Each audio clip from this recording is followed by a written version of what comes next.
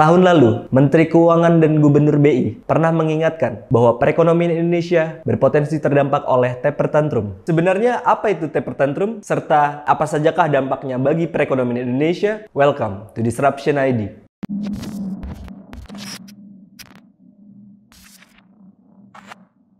Halo, apa kabar Disruptors? Sabi banget Disruptors.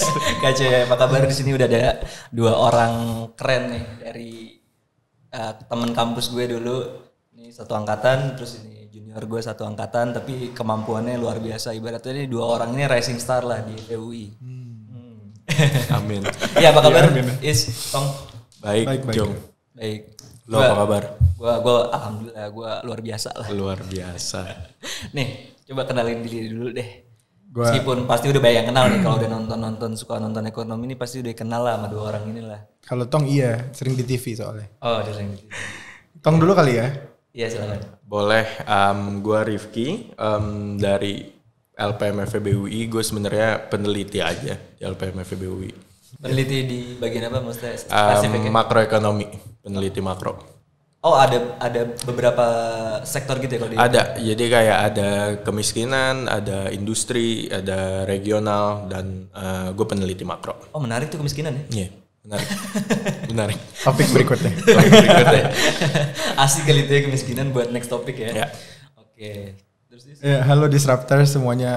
Gue Faiz, Disruptors. Gue Faiz, teman seangkatan yang kuncung dulu di FEUI. Sekarang gue sebagai ekonom di Bank Danamon.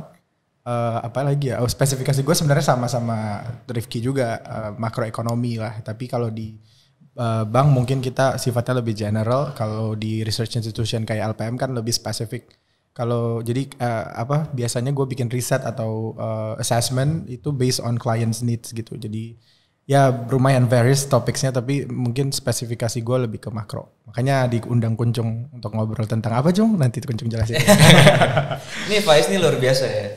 Terakhir tuh bos gue ya, Apa nih? nge-share WA dari Bank Danamon terkait dengan tulisan makroekonomi, dan ternyata itu yang nulis adalah Faiz. Oh gitu ya. Baru tahu. Kelas. Dan forwardnya itu kayak forwarded many Many times. times. Waduh. Gokil. Itu tulisan udah luar biasa banget ya. Gokil. Kayak gak ada yang gak dapet tuh.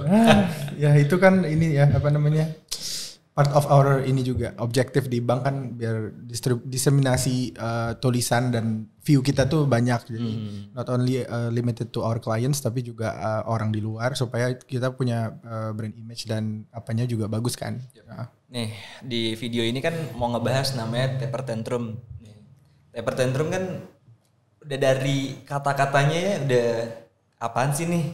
Kok sesuatu yang asing gitu, apalagi yang di luar di lingkup ekonomi pasti asing banget sama istilah ini.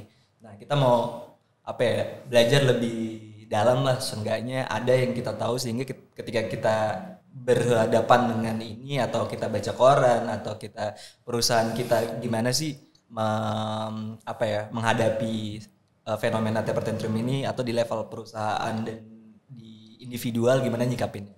Nah, awalnya taper tantrum apa sih? apa bos? Bos gue dulu nih. Oke, pertama mungkin gue coba belah ya. Taper tantrum itu ada taper, ada tantrum. Mungkin pertama dari taper. Taper itu sebenarnya artinya kan lu ngurangin sesuatu, lu mirit sesuatu gitu. Apa yang dikurangin, apa yang dipirit itu biasanya ini istilah keluar memang kalau lagi krisis gitu. Jadi setelah krisis atau OTW menjelang krisisnya selesai, ada sesuatu yang pemerintah itu harus kurangin. Apa itu yang dikurangin? Yaitu stimulus gitu. Artinya biasanya harusnya in ideal terms, waktu krisis itu pemerintah ngasih bantuan, ngasih stimulus yang bentuk paling umumnya itu adalah likuiditas atau uang gitu. Pemerintah ngasih uang ke masyarakat, ke bank, ke dunia usaha segala macam. Makanya kalau di Indonesia itu ada istilahnya stimulus pen gitu. Nah, tapi apa yang dimaksud dengan taper tantrum ini sebetulnya lebih merefer ke stimulus yang dikeluarin oleh pemerintah US gitu. Kenapa pemerintah US? Karena memang stimulus yang mereka keluarin itu gede banget. gede banget, bahkan to the point di mana itu nggak hanya mengalir di domestik US tapi juga ke seluruh dunia gitu. Nah, saat krisis udah mau selesai, ini harus mulai dikurangin pelan-pelan. Kenapa harus dimulai dikurangin? Karena risikonya banyak. Satu misalnya inflasi, satu kemudian juga oversupply dari uang segala macam gitu. Jadi ini mulai perlu dikurangin sehingga itu yang disebut sebagai tapering off gitu. Nah, tapering off ini kemudian karena menyebar ke seluruh dunia, ini kemudian ada risiko untuk terjadi gejolak. Makanya disebut taper tantrum gitu. Jadi karena uang ini mengalir ke seluruh dunia, ada negara-negara atau ada region-region tertentu yang memang masih rely banget dengan stimulus ini gitu, atau dengan likuiditas ini, atau bahkan mereka sendiri pun juga sangat terbantu misalnya kondisi domestiknya, terutama di pasar perbankannya itu dari likuiditas asing ini gitu. Nah, ini ditarik kemudian menjadi tantrum gitu. Tantrumnya bentuknya apa? Macam-macam. Itu nanti mungkin kita bisa cerita selanjutnya, tapi kurang lebih itu gambaran dari apa yang disebut taper tantrum gitu. Mungkin Faiz gimana Is? Iya, mungkin gue nambahin dikit aja nih dari Tong tadi udah sangat komprehensif sih menurut gue penjelasannya. Jadi ibaratnya tuh kalau teman-teman tahu kan kalau kayak anak bayi kan tantrum jadi kayak ngamuk gitu ya bahasa Indonesianya. Jadi kayak simply sebenarnya kalau dalam bahasa ininya, kalau lagi tadi Tong bilang stimulus itu pas orang susah kan nggak ada duit nih, kayak lo nggak punya duit nih misalnya di bank account lo, terus gue di government nih US ngasih pinjaman ke lo yang nggak punya duit gitu kan, itu uangnya bisa lo pakai buat sehari-hari kan. Nah tapi pas udah mulai pulih ekonominya kan lo ada income lain, udah mulai ada income yang dulu hilang nih. Nah si government yang ngasih tadi lo pinjaman itu tuh narik balik nih. Oh, lo udah mulai pulih, kalau lo tetap banyak duit lo kan belanjanya banyak gila-gilaan. Nah, kalau lo belanja banyak gila-gilaan inflasi kan. Makanya gua harus narik nih pinjaman yang gua kasih dalam bentuk tadi stimulus. Nah, itu namanya taper. Tapi pas lo ditarik kan tergantung ya. Kalau income lo udah tinggi udah balik tinggi kayak dulu, iya jadinya pinjaman yang dikasih itu magnitudenya kan kecil ke total income lo. Tapi kalau income lo masih kecil gitu kan, kalau stimulusnya gede, itu kan jadinya bisa gede buat lo kan yang hilang, yang harus ditarik lagi. Nah itu kalau dia gede, jadi lo bisa ngamuk kalau jangan tarik dong gitu. Kalau misalnya lo tarik, gue bisa goyang nih ke keuangan gue gitu. Nah basically seperti itu sih. Jadi taper tantrum itu adalah tantrum atau guncangan yang disebabkan oleh pengurangan stimulus tadi oleh si governmentnya US gitu. Dan biasanya kena ke negara-negara berkembang ya. Tong gitu. Itu yang menentukan berarti assessment terkait dengan magnitude atau impact ke individual yang terkena dampak dari tapering itu menentukan ini ya harusnya kapan mereka melakukan tapering ya. Kalau untuk kapan melakukan tapering mungkin itu kan tergantung US government. Makanya pemerintah US itu kan melakukan tapering ketika US ekonomi udah membaik. Tapi duit yang mereka suntikan tadi itu kan larinya kemana-mana nih, ke negara berkembang juga terutama kan misalnya. Pas ditarik ya mau nggak mau uang yang masuk ke negara berkembang harus balik lagi gitu kan. Nah, ya. Pemerintah US sih seharusnya nggak terlalu ini ya, maksudnya nggak terlalu concern karena tergantung ekonomi domestiknya kan. Nah tapi memang dampaknya ya berarti bergantung pada kesehatan masing-masing keuangan negara masing-masing gitu. Nah nanti mungkin kita harus discuss juga tuh dampak ke kita gimana dengan kondisi sekarang kan. Mungkin terkait dampak ya, gue dari tadi coba mikirin gimana menganalogikan taper tantrum ini. Tapi ini yang analogi terbaik yang gue bisa come up with ya. Lu bayangkan US itu adalah pemerintah US ini adalah negara di mana masyarakatnya itu adalah anaknya gitu. Jadi ini ada ortu, ada punya anak gitu. Stimulus adalah ortunya ini ngasih anaknya duit kalau dia misalnya lagi tiba-tiba nggak ada kerjaan gitu. Nah, tapi bayangkan US ini adalah anak yang masyarakat US atau ekonomi US ini adalah anak yang kalau misalnya duitnya banyak suka neraktir anak tetangga gitu, atau suka bagi-bagi anak tetangga, atau suka jajan di warung tetangga. Anak gitu. komplek nih. Anak komplek gitu, anak komplek terus yang mungkin yang PS-nya paling bagus gitu. Jadi kan tetangganya happy ya. Nah, lu bayangin tiba-tiba nih orang udah income-nya udah stabil, ortunya narik gitu tadi tambahan duit jajan gitu. Dianya sih fine gitu. Tapi anak-anak tetangga yang bete gitu. Nah, ini mungkin sejenis taper tantrum kali ya. Jadi ortunya decide kapan stimulusnya ditarik atau melakukan tapering, ya waktu anaknya udah normal lagi dia nggak akan mikirin anak tetangganya gimana gitu. So tantrumnya itu adalah yang terjadi di negara-negara tetangga atau negara lain itu gitu. Si anak tetangga tadi. Iya. Oke, simple question dulu. Indonesia termasuk negara yang kemungkinan kena nggak dampak dari taper tantrum ini? In a way ya. Iya dulu ya. Oke. Kalau iya, dampaknya apa? Siapa nih? Mungkin lu dulu Pak. jadi gini. Ya, Dan pernah nggak sebelumnya? Ya, Indonesia kalau dibilang jadi negara yang terkena, iya sih menurut gua. Tapi kan berbeda-beda magnitudenya gitu ya. Nah, kenapa kita terkena? Karena waktu US ngasih stimulus itu ada pasti cipratan tadi. Kata si Tong kan anak tetangga diajakin main PS tiba-tiba nggak bisa main PS. Nggak bisa main PS lagi kan. Yeah. Nah, itu kita nih diajak main PS. Cuma bedanya, dan pernah kejadian di tahun 2013 dulu yang lebih parah lagi. Jadi dulu tuh waktu zamannya nama gubernur bank sentralnya tuh Ben Bernanke itu stimulusnya itu yang digelontorkan banyak keluar dari US. Jadi kalau kita lihat ada data namanya Global Portfolio Flows, itu kebijakan stimulus tadi itu yang melebar ke yang kecipratan ke negara-negara berkembang termasuk Indonesia itu jauh lebih besar daripada sekarang sebenarnya. Jadi kalau kita lihat justru sekarang itu uangnya tuh stay sebenarnya, nggak banyak yang kecipratan. Jadi ibaratnya tadinya mungkin diajak main sama anak tetangga main PS-nya 10 jam 2013 dulu, sekarang cuma 5 jam nih mainnya. Jadi kayak sedikit. Jadi dari yang melebar aja udah sedikit. Jadi kalau di taper dikurangin, harusnya dampaknya nggak terlalu gede lah sekarang. Posisi dana asing di Indo ya? Iya, jadi nggak terlalu gede kan sekarang. Kalau misalnya lo tadinya ya dikit lah shocknya gitu kan.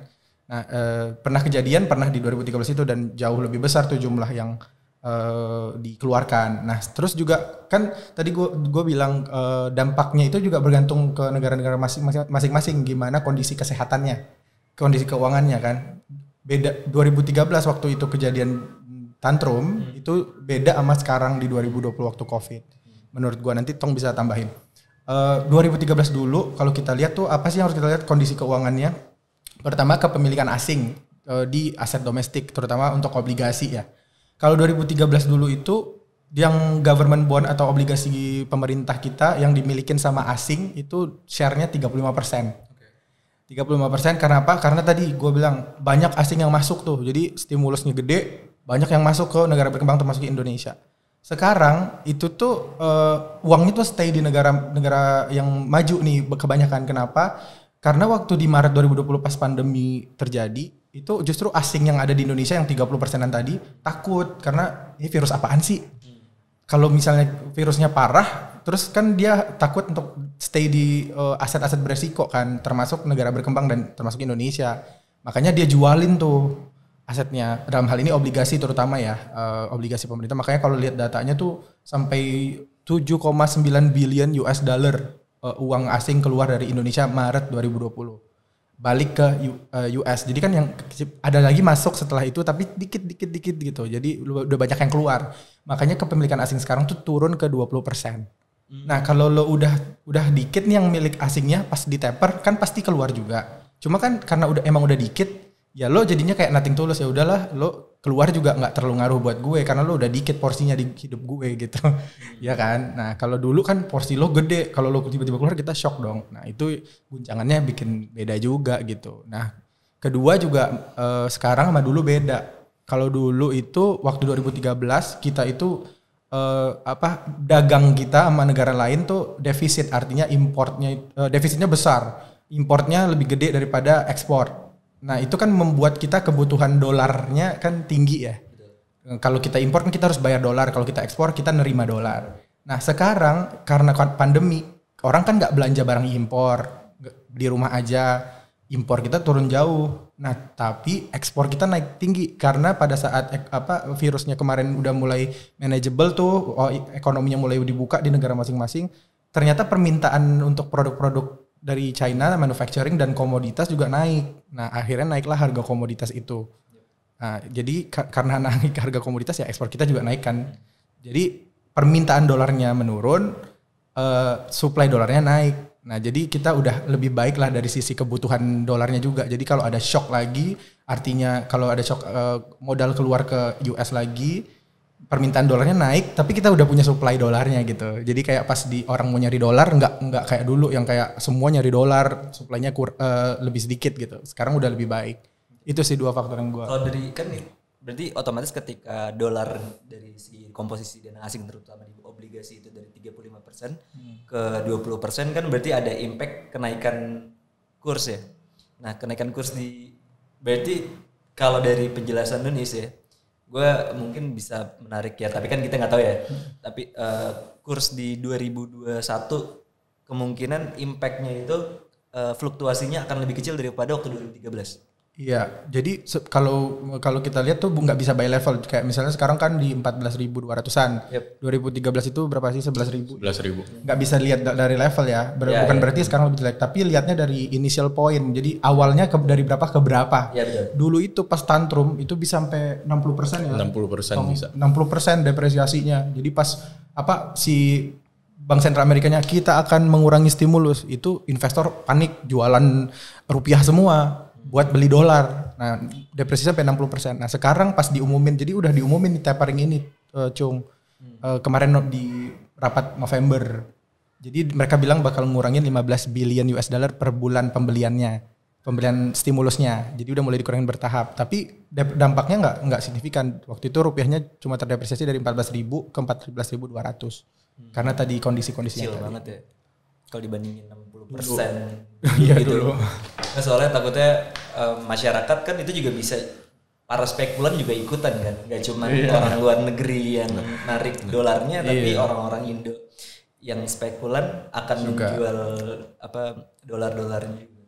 Terus gue kan tadi lo sempat mention ya, di November ada pengumuman bahwa si The Fed itu ngumumin mereka akan melakukan tapering. Itu tadi yang 15% per bulan, maksudnya sampai kapan ya? 15 billion. Oh, 15 billion per bulan.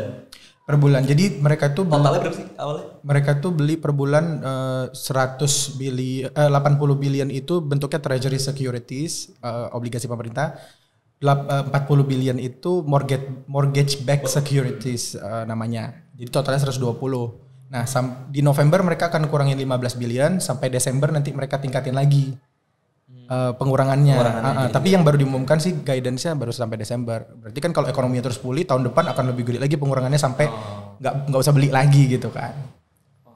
Jadi kemungkinan setelah Desember akan ada announcement lagi. Iya, pasti dia nahan atau ada tapering lagi sejumlah sekian gitu. Betul, karena dia nungguin ini juga uncertainty, ketidakpastian dari COVID-an ini kan, Tong ya.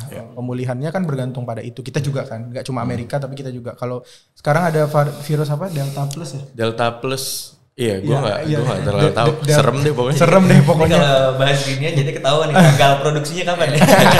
Delta Plus. Nah, maksudnya kalau misalnya Delta Plus itu tidak sebahaya Delta varian, ya kan juga berarti tetap kita bisa mobile. Tapi kalau sebahaya kan pasti pemerintah akan restriksi lagi, berarti kan ekonominya akan melambat lagi. Nah, itu yang pengen dilihat pemerintah US. Kalau misalnya itu kejadian, ya berarti kan taperingnya nggak dilanjutkan. Tapi kalau misalnya terus pulih, itu akan dilanjutkan karena inflasi US sekarang udah di atas target mereka. Kalau inflasi US sekarang targetnya kan 2%. Mereka udah lebih dari 2%, bahkan annualnya kemarin terakhir 6% yang diumumin untuk tinggi.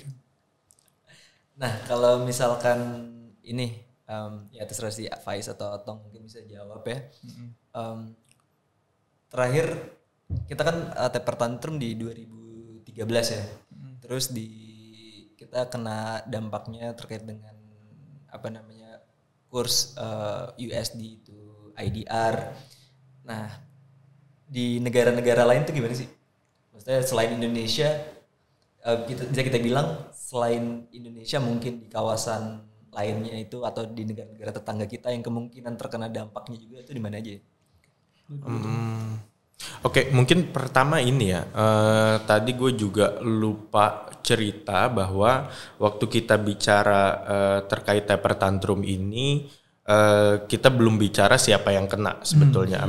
Oke, Indonesia kena, tapi siapa di Indonesia yang kena gitu. Nah, tadi lu juga udah sempet sebut Jong bahwa yang terkena itu adalah orang-orang yang misalnya memegang US dollar. Terus orang yang tadi juga Faiz sudah cerita bahwa orang yang memegang obligasi ya, karena kan waktu tapering off itu terjadi pasti yield obligasi ini akan bergejolak gitu. Nah, waktu kita bicara instrumen-instrumen tersebut, mata uang asing, terus obligasi pemerintah gitu, sebenarnya di Indonesia siapa yang megang itu gitu? Good news in times of bad news adalah sebetulnya orang Indonesia dikit banget yang megang itu gitu. Jadi apapun kepanikan yang dimiliki sebetulnya ini hal yang gue masih nggak nangkep di Indonesia gitu. Waktu orang bicara taper tantrum, dia panik padahal dia nggak megang USD atau nggak megang obligasi pemerintah, kayak apa yang lu worry gitu, income lu nggak terganggu gitu. Dan kebanyakan orang Indonesia kayak gitu. I mean, mereka nggak pegang instrumen investasi selain deposito atau apapun yang paling basic gitu. Bahkan mungkin jauh lebih banyak orang Indonesia kalau punya uang lebih buka warung gitu ketimbang beli government bonds gitu. Satu sisi itu adalah realita di Indonesia gitu. Jadi channel antara pasar keuangan dengan sektorial itu apakah itu baik atau buruk, itu meminimumkan dampak dari taper tantrum terhadap perekonomian Indonesia gitu. Jadi itu kemudian yang membuat kita ini bisa dibilang nggak terlalu terdampak gitu. Dan balik lagi ke pertanyaan lu tadi Cung, terus negara mana yang terdampak gitu, yang lebih parah? Basically semua negara, apalagi negara berkembang ya, karena waktu uang atau stimulusnya keluar dari US, keluarnya kemana? Ke negara yang returnnya lebih tinggi, yang suku bunganya lebih tinggi. Siapa negara yang suku bunganya lebih tinggi dari US? Basically semua negara berkembang gitu. Jadi dia akan masuk mana-mana ke negara berkembang. Saat masuk ke negara berkembang, lalu uang ini keluar gitu, siapa yang paling terdampak gitu? Yang kalau dia itu ada uang masuk ke sektor keuangannya, terus ngalir ke sektoril gitu. Jadi itu adalah negara-negara yang pendalaman pasar keuangannya tinggi, yang masyarakatnya ini portofolio investasinya beragam. Sayangnya Indonesia belum begitu, tapi negara-negara seperti Malaysia, Thailand, lalu kemudian mungkin bahkan beberapa negara di Asia yang lebih utara gitu, itu mereka pendalaman pasar keuangannya cukup dalam. Jadi kalau ada shock pasar keuangan, sektorialnya ngaruh gitu. Nah, itu adalah negara-negara yang akan kena gitu. Dan mungkin gue mau nambahin sedikit ya terkait yang tadi gue juga baru kepikiran, apa bedanya misalnya taper tantrum sekarang sama 2013 gitu. Bedanya adalah sekarang lebih clear. Tadi Faiz sudah sebut beberapa kali guidance gitu, bahwa kondisi sekarang pemerintah US-nya lebih punya guidance ke depan, mau ngurangin berapa, mau ngurangin kapan, itu lebih jelas, sehingga room for uncertainty-nya, room untuk spekulasinya dikit gitu dari spekulan. Kedua, terkait tadi nilai tukar, sebetulnya tadi gue setuju banget sama Faiz, kalau kita bicara nilai tukar kita jangan lihat nominalnya gitu, apakah dulu 11.000 atau 10.000 sekarang 14.000, itu nggak ngaruh buat siapa aja yang megang dolar. Gue bayangkan misalnya gue importir atau eksportir, gue nggak akan peduli nilai dolarnya berapa, yang penting gue bisa estimate setahun ke depan berapa. Jadi nggak masalah sekarang 14.000, kalau pemerintah bisa jaga ini stabil di 14.000 ke depan, itu yang gue butuh, karena gue butuh misalnya estimate inventory gue, butuh misalnya gue beli barang kapan dengan harga berapa. Jadi nggak ngaruh kalau harganya sekarang 9.000 tapi gue nggak tahu tahun depan bisa 12.000 atau 7.000 gitu. Nah itu yang gue rasa perlu jadi fokus concern ya terkait nilai tukar itu, stabilitasnya gimana. Makanya kata kuncinya itu kalau nilai tukar selalu stabilitas. Dan taper tantrum ini kalau kita bicara dampaknya bisa buruk, bisa shocking, bisa. Tapi apakah ngaruh ke hidup orang banyak di Indonesia? Most likely enggak gitu. Oke. Tadi ada poin menarik, gue atau communication dari The Fed sendiri ke bank sentral masing-masing negara gitu ya, yang kemungkinan terdampak. Ada beda nggak sih dari 2013 dulu sama sekarang? Sebenarnya kalau misalnya beda, mungkin lebih bedanya ke seberapa banyak mereka mengkomunikasikan ya. Kalau sebenarnya toolsnya sebenarnya sama. Jadi mereka habis rapat, kalau ibaratnya namanya di kita rapat Dewan Gubernur kalau di BI. Nah mereka namanya FOMC meeting, Federal Open Market Committee. Jadi mereka keluarin minutes of meetingnya. Jadi di situ jelas tuh kapan berapa yang akan dikurangin atau belum akan dikurangin. Nah cuma bedanya sekarang, kalau dulu itu kayak sebelum-sebelumnya misalnya kalau yang ini kan di tahun ini November nih mereka ngumumin kemarin. Tapi sebelum November itu ada 2 faktor. Jadi marketnya juga, orang-orang di market juga pengen tahu. Jadi expect-nya setiap kali si gubernurnya ngomong, Powell itu bakal nyinggung nih soal tapering gitu. Jadi Powell-nya pun jadi ngomong gitu dan memberikan guidance belum. Oh akan soonest November gitu. Nah, kalau dulu enggak, pas Bernanke itu pada saat 2013 itu langsung dia ngumumin kayak kita akan taper karena in our opinion ini ekonominya udah membaik segala macam. Jadi it's time to taper misalnya kayak gitu. Nah jadi kan kaget kan market, jadi kayak semua orang panik ya, dan itu first I don't know itu juga market belum ready lah, maksudnya kayak tiba-tiba ada pengurangan stimulus ya, mereka takut harga asetnya jatuh ya, buru-buru semua jual balik lagi ke US gitu kan, makanya jadi magnetnya lebih gede gitu. Penting sih mungkin early warning di awal ya, iya. Sebelum mereka announce secara official gitu. By the way mungkin gue ada sedikit mau nambahin juga yang tadi opininya Tong tadi juga. Gue juga sepakat sih, tapi mungkin yang lebih untuk yang terdampak ya, mungkin dulu tuh kita kenal istilahnya ada namanya BRICS ya, BRICS countries, nah termasuk Indonesia juga kan. Jadi dulu ada siapa sih yang ngeluarin ininya, lupa. Tapi disebutannya lembaga institusi nasional lah intinya, bilang kita the fragile five. Jadi Brazil, Indonesia, China, Brazil, Rusia, gue lupa I-nya itu dulu India terus diganti Indonesia terus China, South Africa. Jadi BRICS countries ini tuh dari sisi assessmentnya tadi, yang sisi kesehatan keuangannya itu memang paling vulnerable, dan cadangan devisa waktu itu juga, even India juga sekarang kan cadangan devisanya udah oke. Itu dulu jelek gitu. Ibaratnya kalau cadangan devisa itu kan adalah bank sentralnya punya dolar berapa sih atau punya falas berapa yang bisa dipakai buat senjata kalau mata uang negaranya melemah gitu kan. Jadi itu cadangan devisa namanya. Nah dulu tuh kita lemah di situ, tapi sekarang itu kita udah nggak masuk fragile five lagi dan lebih kuat cadangan devisanya, karena tadi balik lagi ekspor kita kan naik, jadi ekspor itu kan juga berkontribusi ke supply dari cadangan devisa itu gitu. Jadi mungkin kalau negara terdampak dulu di 2013 itu BRICS, tapi sekarang mungkin dampaknya lebih merata dan juga itu magnitudenya kecil. Jadi mungkin karena kondisinya udah jauh berbeda lah ya dengan dulu. Terus kemudian yang pengen gue tambahin juga tuh ini, walaupun kita nggak punya orang nggak banyak megang aset keuangan, sektor keuangan kita sama sektoral kita itu cenderung istilahnya itu tidak terlalu connected gitu ya. Cuma mungkin transmisi yang bisa kita perlu khawatir adalah dari sisi korporasi, karena kayak seperti yang Tong bilang tadi, bahwa korporasi di kita kan banyak yang melakukan impor raw materials, ya kan. Impor raw materials itu kalau misalnya nilai tukarnya bergejolak, itu mereka pusing. Nah kayak jangankan melemah, menguat tuh bisa loh mereka pusing. Kayak aku akan share tentang cerita klien ya. Sebut saja nama kliennya X misalnya. Klien ini memperkirakan akhir tahun itu rupiah itu bisa ke level 14.700. Jadi di budgetingnya mereka itu, mereka set lah 14.700 segala macam gitu kan. Jadi udah persiapin. Ternyata rupiahnya 14.000 gitu misalnya.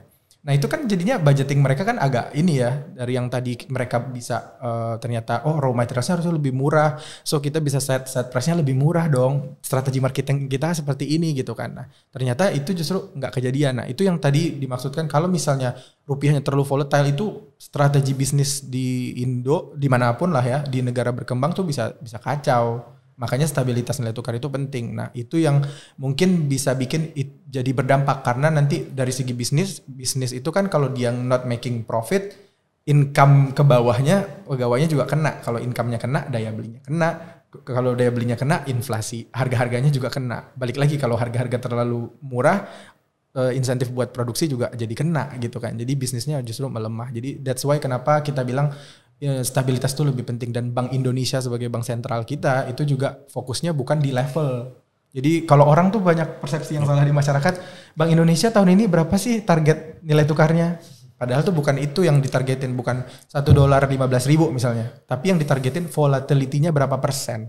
Jadi makanya itu yang mereka jaga. As long as volatility-nya masih masuk di KPI-nya mereka, itu harusnya menurut mereka buat bisnis itu still okay. Level corporate stability. Betul. Jadi mungkin itu transmisinya sih kalau gue boleh tambahin. Oke. Kalau boleh jam ke agak mikro dikit ya. Boleh. Dari level korporasi sendiri, preparationnya ada sesuatu preparation yang harus mereka prepare nggak sih? Ya. Buat si taper tantrum ini, terutama kan yang tadi terkait dengan ya mungkin ada strategi-strategi khusus yang mungkin kalian berdua tahu lah biasanya kalau ada fenomena ini bagaimana perusahaan menyikapinya gitu. Iya. Mungkin karena gue lebih banyak ke klien, gue boleh share duluan, nanti Tong bisa ini. Jadi kalau gue lihat dari strategi korporasi ya, memang untuk taper tantrum ini pertama mereka harus punya banyak mengumpulkan view. Jadi walaupun gue itu ekonom, Tong juga ekonom, kita tuh bisa punya view yang beda tentang nilai tukar misalnya gitu. Tong bilang nilai tukar bisa apresiasi karena ini, gue bisa bilang nilai tukarnya depresiasi. Nah pertama mereka mengumpulkan view dulu, makanya mereka tuh selalu konsult sama yang FX analis atau ekonom gitu kan untuk mengumpulkan itu. Nah dari situ mereka akan melihat tuh weight-nya lebih kemana. Itu yang akan mereka masukkan di budgeting mereka. Itu satu. Kedua, mereka tentunya kalau misalnya volatility-nya diperkirakan di luar batas yang mereka tolerir, mereka bisa melakukan hedging namanya. Hedging itu bahasa Indonesia lindung nilai. Jadi ada beberapa instrumen keuangan yang disediakan di bank juga itu buat ngelindungin nilai itu. Jadi kalau misalnya si korporasinya mikir, oh ini kayaknya terlalu volatile dan takutnya lebih beresiko kalau kita tidak lindung nilai. Nah, makanya dia akan beli produk itu. Jadi dia udah oke, kayak saya akan pay segini, nggak peduli nanti nilai tukarnya ke berapa gitu. Tapi itu udah masuk appetite-nya mereka, mau mereka rugi ataupun mau mereka untung. Kalau untung ya alhamdulillah. Kalau rugi tapi udah masuk appetite-nya dan di budgetingnya lebih clear kan. Kayak gitu. Jadi itu yang kedua. Yang ketiga pasti mereka juga selain hedging atau lindung nilai dari instrumen keuangan, untuk ke supplier mereka juga pasti akan ini lebih bisa jadi ada apa sih istilahnya gentleman agreement atau general agreement mungkin untuk harga produk. Jadi kalau misalnya nanti nilai tukarnya terdepreciate, mereka maunya harganya segini. Nah itu jadi sebenarnya yang lebih bisa jadi dari sisi suppliernya yang akan nge-absorb shocknya gitu. Jadi korporasinya tidak gitu. Tapi bisa jadi suppliernya juga nanti hedging gitu. Jadi di tiap level supply chain-nya bisa beda-beda sih. Tapi 3 hal utama yang mereka lakukan seobservasi gue adalah yang pertama mereka pasti waiting dulu kayak di mana sih yang akan kejadian. Kedua mereka akan hedging kalau dibutuhkan. Ketiga mereka akan bikin agreement juga ke supplier yang terkait gitu. Karena pasti suppliernya juga bisa, walaupun lokal juga mereka pasti bisa jadi ada part importnya juga gitu kan. Dan kalau part importnya gede cukup berpengaruh sih seharusnya dengan ke input cost-nya. Apalagi sekarang demand-nya lemah, kalau misalnya input cost-nya naik, ya, makanya mereka nggak bisa. Karena somehow kenaikan si impor ini nggak diimbangi dengan harga demand dari masyarakat gitu. Jadi kita nggak bisa naikin harga sesuai dengan kenaikan dari importnya ini. Jadi atau raw materialnya. Marginnya yang ke-squeeze kan. Marginnya ke-squeeze. Ya, untungnya yang ke-squeeze. Tapi intinya sih sebenarnya gue tentu nggak sepaham Faiz ya terkait corporate gitu. Tapi at the end of the day sebetulnya apa yang akan dilakukan oleh economic agent tidak hanya perusahaan. Artinya kalau kita bicara ke level mikro, kalau ada uncertainty ini salah satu cara paling umumnya men-tackle ini adalah get an insurance. Hedging basically adalah insurance gitu terhadap volatilitas ini. Tapi problem berikutnya adalah saat orang membeli insurance pada harga berapa gitu. Kalau uncertainty-nya naik, potensi volatilitasnya naik pasti lebih mahal nanti harga hedgingnya gitu. Dan ini mau nggak mau pasti akan dilakukan perusahaan kalau misalnya mereka merasa risikonya terlalu besar. Tapi at the end of the day yang gue mau sampaikan adalah nilai tukar atau apapun yang nggak stabil ini costly gitu. Kalau nggak costly buat misalnya bank sentral, costly buat perusahaan. Kalau buat perusahaan sama dia bisa di resharing, mungkin costly buat suppliernya gitu. Jadi gua mau highlight lagi atau men-stress lagi bahwa at the first place jaga stabilitas itu sangat-sangat penting gitu. Karena kalau stabilitas nggak bisa dijaga, someone gonna bear the cost gitu. Kalau nggak bank sentral, perusahaan, kalau nggak perusahaan supplier, kalau nggak perusahaan supplier mungkin nanti malah konsumen gitu. So it's costly gitu. Yeah. Okay. Berarti kalau dari segi turun dari korporasi kan ke masyarakat pada umumnya lah ya, rakyat-rakyat jelata ini. Berarti kalau dilihat dari penjelasan dari Faiz sama Tong nih, berarti kalau kita nggak pegang dolar ya, kemungkinan yang akan terdampak tuh ya kemungkinan ada kenaikan harga aja gitu ya dari produk-produk yang raw mat-nya impor. Ada lagi nggak? Kalau misalkan gue nggak punya produk keuangan nih, ada nggak dampaknya lagi? Menurut gue tadi itu juga income. Kalau misalnya separah itu tantrumnya, terus input cost-nya perusahaan jadi naik, kan mereka sebenarnya yang namanya bisnis they need to maintain their margin kan. Kalau misal ya berarti ada cost structure atau struktur biaya yang harus mereka kurangi. Yang paling gampang apa? Human capital, right? At least dari bonus misalnya, income monthly lu mungkin gak keganggu, tapi bonus lo pasti mengecil. Atau nggak ada. Curhat Pak. Nah, enggak gitu. Enggak. Bismillah bonus kali ya. Gitu. Terus itu income. Nah, kalau income itu udah ngomongin income tuh kan bisa kena kemana-mana gitu. Konsumsi apa. Tapi balik lagi sih sebenarnya mungkin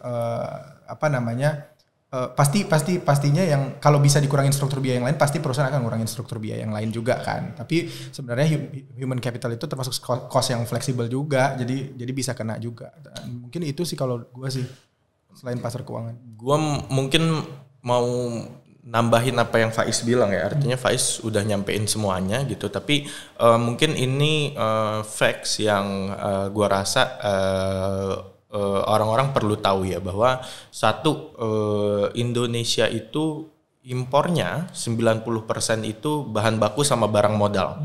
Jadi kalau impornya iPhone, terus impornya Apple Watch segala macam itu cuma 10% doang gitu.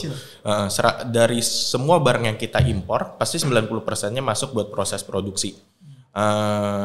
Itu tadi nyambung ke cerita Faiz adalah kalau nilai tukarnya tiba-tiba depresiasi, biaya produksi itu naik gitu dari perusahaan. Nah, ini berdampak ke masyarakat luas pada umumnya melalui channel income karena ada faktor kedua, yaitu adalah satu, labor market di Indonesia itu informalitasnya tinggi. Kedua, labor unionnya juga nggak terlalu kuat gitu. Jadi perusahaan relatif fleksibel untuk, tadi makanya Faiz bilang kayak income itu bagian fleksibel dari cost structure perusahaan. Karena satu, informalitasnya tinggi. Mereka gampang untuk nge-hire dan nge-fire labor. Kayak kalau mereka informal lebih gampang dan itu yang lebih banyak terjadi. Kedua, tadi labor unionnya bargaining powernya relatif rendah gitu ketimbang misalnya di negara yang maju yang lebih well organized gitu. Jadi itu adalah salah satu part yang mudah untuk di-squeeze oleh perusahaan gitu. Dan kalau misalnya marginnya tergerus, pasti that's the rational thing to do gitu dari perusahaan gitu. Jadi itu kemudian dua hal yang bikin channelnya berasa dari nilai tukar ke kesejahteraan masyarakat pada umumnya gitu. Jadi makanya again stabilitas itu penting gitu, karena bukannya perusahaan nggak anticipate ini, di awal juga mereka anticipate harganya berapa gitu.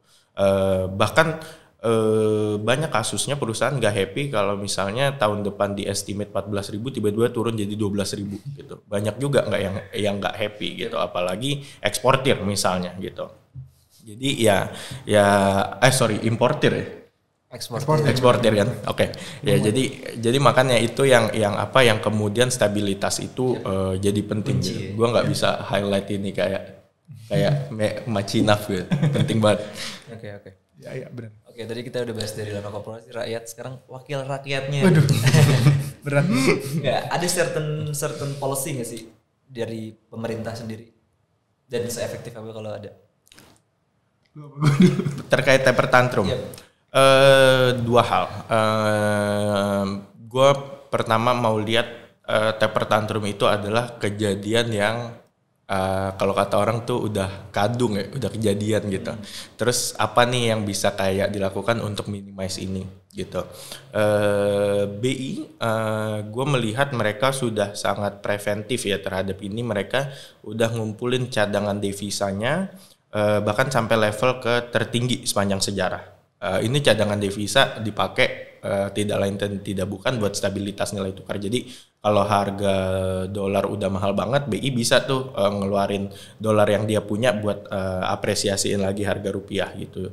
Dan mereka instrumennya kayak tadi Faiz bilang udah cukup lah, udah lebih dari cukup untuk menjaga stabilitas nilai tukar gitu. Jadi kalau sewaktu-waktu tiba-tiba bergejolak nilai tukar rupiah, harusnya BI punya enough instrumen untuk menstabilkan ini. Itu satu. Kedua, yang mungkin di time frame yang lebih panjang gitu, bukan yang cuma reaktif aja gitu, tapi di jangka yang lebih panjang sebetulnya kalau terjadi taper tantrum gitu, saat misalnya negara maju menarik lagi likuiditasnya, yang harusnya dilakukan oleh negara berkembang umumnya adalah istilah fancy-nya itu counter tightening monetary policy gitu. Jadi kalau mereka mengetatkan kebijakan moneternya, kita ngetatin juga gitu, naikin suku bunga segala macam buat atraktif lagi gitu, buat narik dana asing lagi gitu. Ini sulit dilakukan kalau misalnya kondisi domestik belum pulih gitu. Jadi misalnya ini gue berusaha sebisa mungkin buat ini penjelasannya sesimpel mungkin ya, tapi misalnya dana asing keluar gitu. Ini kan dana asing keluar masuk itu sebenarnya nyari return aja kan. Nah, cara untuk menahan biar keluarnya nggak gede-gede banget atau menarik dana asing yang baru adalah bikin return lu lebih tinggi gitu, naikin suku bunga lu gitu. Nah, implikasinya adalah kalau lu naikin suku bunga lu saat kondisi ekonominya belum pulih, ini lu bikin biaya untuk ngajuin kredit lebih mahal gitu. Jadi kalau misalnya sekarang bisnis-bisnis yang bangkrut nanti mau mulai buka toko lagi, mau ngajuin kredit, kalau lu naikin suku bunganya, ini sektorialnya tertekan gitu. Sektorial nggak bisa ngajuin kredit, terus misalnya gue mau kredit motor juga lebih mahal, gue mau kredit rumah lebih mahal gitu. Jadi itu bukan tool yang option yang ideal dilakukan untuk mengcounter taper tantrum tadi gitu. Unless kondisi domestik lu udah mulai pulih. Jadi again, satu tadi gue bilang BI punya instrumen yang cukup, tapi kedua yang pemerintah bisa lakukan adalah kejar pemulihan ekonomi gitu. Jadi ini ceritanya balik ke cerita lama lagi, kayak lu kejar proses vaksinasi, lu kejar penurunan angka kasus COVID, lu kejar buat sektorialnya mulai gerak lagi gitu. Jadi itu bukan solusinya, tapi itu yang bikin kondisinya enable BI untuk melakukan counter tightening tadi gitu. Jadi itu yang gue bayangkan harusnya pemerintah kejar gitu, and I'm sure mereka udah tahu ini gitu. Sepakat sih sama Tong juga, kalau boleh nambahin, benar bahwa memang tadi kalau misalnya yang kita sebut di awal, kalau US-nya udah naik, nanti kan sekarang tapering nih, pasti kalau udah habis tapernya yang tadi mulai dikurang kan udah nggak beli lagi, ya suku bunganya akan dinaikin. Nah, kita harus bisa juga ikut naikin suku bunga supaya aset domestiknya menarik. Mungkin gue nambahinnya dari juga karena dulu gue sempat di BI gitu ya. Ada sebenarnya BI itu punya tiga line of defense dalam menjaga three lines of defense untuk menjaga si nilai tukar ini. Nah, yang pertama tadi itu adalah cadangan devisa. Cadangan devisa itu kan sebenarnya lo dapat dari ekspor, lo dapat dari FDI. Jadi kalau ada foreign direct investment yang masuk juga ke ini. Jadi yang transaksi luar negeri lah yang masuk ke dalam gitu ya. Nah, itu kan juga kadang BI juga nggak bisa ngatur ya. Bisa jadi itu masalahnya terlalu struktural lah gitu ya. Tapi kebetulan sekarang lagi bagus karena tadi harga komoditasnya bagus, ekonomi globalnya membaik, permintaan barang ke China naik, kita banyak supply juga ke China gitu kan. Jadi juga ekspor kita naik. Nah, dan itu jumlahnya jauh, sekarang itu 8 bulan impor plus bayar utang kalau nggak salah, 8 bulanan lah. Nah dulu itu cukupnya cuma buat 5 apa 6 bulan impor gitu. Jadi kayak udah cukup tinggi lah yang sekarang. Pas 2013 maksudnya dulu. Jadi harusnya first line of defense-nya cukup gitu. Nah second line of defense-nya kalau itu nggak cukup, BI juga punya banyak agreement sama bank sentral lain, jadi bisa pinjem valuta asing mereka juga gitu, sama lembaga internasional juga si IMF gitu. Dan juga mereka punya namanya triple intervention juga. Jadi di instrumen keuangannya nggak cuma ada namanya di NDF lah. Terus ada namanya beli bonds juga mereka kan. Jadi benar-benar udah cukup lah. Nah cuma menurut gua yang kalau anak bau kencur ini bisa memberikan sesuatu yang harus kita cautious, tadi kalau Tong bilang adalah pemulihan ekonomi sektor real, ada another thing adalah kesepakatan jilid 3 ini dengan antara BI sama Kemenkeu. Karena jadi teman-teman buat yang belum tahu kesepakatan jilid 3 ini apa, dulu pas kondisinya normal, BI itu dilarang untuk membeli surat utang pemerintah di pasar primer. Jadi kalau pemerintah nerbitin surat utang, BI itu nggak boleh beli langsung. Kecuali misalnya ada bank yang udah beli terus banknya mau jual baru BI boleh beli, namanya pasar sekunder gitu kan. Nah tapi karena pandemi dan pemerintah butuh pembiayaan, sementara kalau pandemi itu krisis likuiditas biasanya cenderung shrinking atau mengecil, BI akhirnya dibolehkan untuk membeli melalui Undang-Undang Nomor 2, jadi extraordinary case nih, sampai di tahun 2023 dibolehin. Nah kesepakatan ini itu udah jilid 3 sekarang. Jilid 3-nya itu bilang bahwa tahun ini BI akan beli sekitar 215 triliun. Tahun depan BI juga akan beli sekitar, aku lupa exact numbernya, tapi 200 triliun juga. Nah, kalau misalnya tahun depan BI masih beli, artinya kan tadinya nih nggak ada supply rupiah di pasar ya. Di pasar itu maksudnya sistem perbankan, sistem keuangan. Tadi ada uang di neraca BI nih, nggak ada di ekonomi kita. Nah, kalau 200 triliun itu ditambah, berarti supply rupiahnya nambah.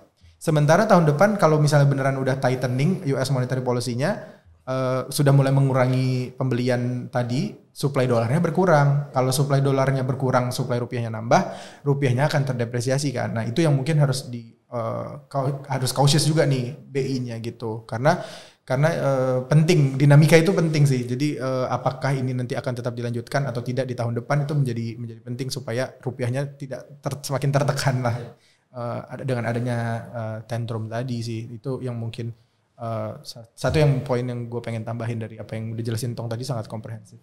Oke.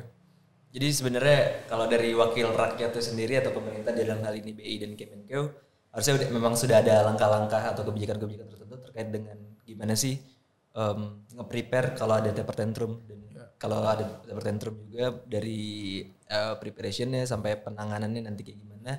Sebenarnya udah ada tuh kebijakan-kebijakannya. Jadi kalau dibilang wakil rakyatnya kerja apa-apa ya sebenarnya menurut gua blessing in disguise juga terkait taper tantrum ini, wakil rakyat yang terlibat itu sangat sedikit ya. Maksudnya paling BI, Kemenkeu, artinya emang di finance aspek doang. Beda sama misalnya lu mau ngurus vaksinasi atau penyebaran COVID gitu. Itu yang terlibat banyak dan tentu political cost-nya jauh lebih tinggi gitu. Jadi mungkin decision atau action-nya ini lebih sulit ya to come to an agreement gitu. Tapi thankfully ini mungkin hanya di batas yang limited BI dan Kemenkeu, dan mereka menurut gua cukup punya orang yang paham ini ya gitu, karena ini bukan terutama terkait taper tantrum ini sebetulnya bukan hal baru gitu. Ini hal yang pernah terjadi sebelumnya, dan I think mereka juga udah cukup familiar karena 2013 nggak sejauh itu gitu. Mereka juga I think kayak kebanyakan yang sekarang juga terlibat di taper tantrum dulu nggak sih? Iya. Dan sekarang bedanya juga mungkin kreditnya harus kita sebutin Tong. Ada namanya Komite Stabilitas Sistem Keuangan. Jadi dulu nggak ada, 2013 nggak ada. Jadi ini komite yang dibentuk memang untuk menjaga stabilitas sistem keuangan. Isinya itu adalah BI, Kemenkeu, OJK, sama LPS. Nah jadi memang di tiap bulan tuh mereka akan masing-masing pimpinan lembaga akan berkoordinasi untuk langkahnya. Mereka tuh punya crisis management protokol juga. Jadi udah di tahap berapa, kuning, red atau hijau gitu. Jadi harusnya sih kita harus lebih prudent ya. Kalau dari sisi regulatorinya sekarang daripada dulu. Terima kasih penjelasan dari Faiz dan Tong. Kayak dengerin dosen ya, gue berasa kayak lagi. Oh ini emang dosen beneran. Bangku kuliah nih. Gue denger dosen ketidur. Biasa berkutat dengan sesuatu yang sangat mikro. Sekarang kalau belajar makro tuh apa nih?